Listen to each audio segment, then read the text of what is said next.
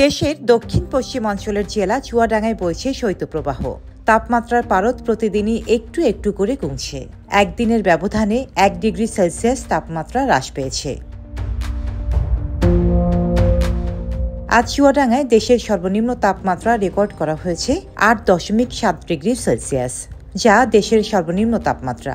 আর বাতাসে আর্দ্রতার পরিমাণ ছিল 85%।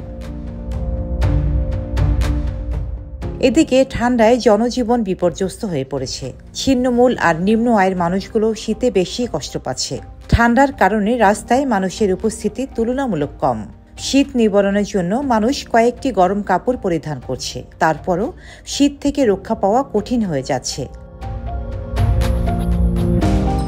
চুয়াডাঙ্গায় গরমের সময় গরম আর শীতের সময় শীত বেশি।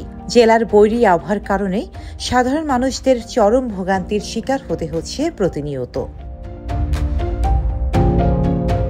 চুয়াডাঙ্গা আবহাওয়া অফিস থেকে জানানো হয়, চুয়াডাঙ্গার উপর দিয়ে মৃদু শৈত্যপ্রবাহ চলমান রয়েছে। ঠান্ডা বাতাসের কারণে তাপমাত্রা কমছে। একদিনের ব্যবধানে 1 ডিগ্রি সেলসিয়াসের বেশি তাপমাত্রা কমেছে। ডিসেম্বরের মাঝামাঝিতে শৈত্যপ্রবাহ শুরু হয়েছে। এর আগে শুক্রবার চুয়াডাঙ্গার তাপমাত্রা রেকর্ড করা হয় 9.8 ডিগ্রি সেলসিয়াস। ডেস্ক রিপোর্ট, সাম্প্রতিক দেশকাল।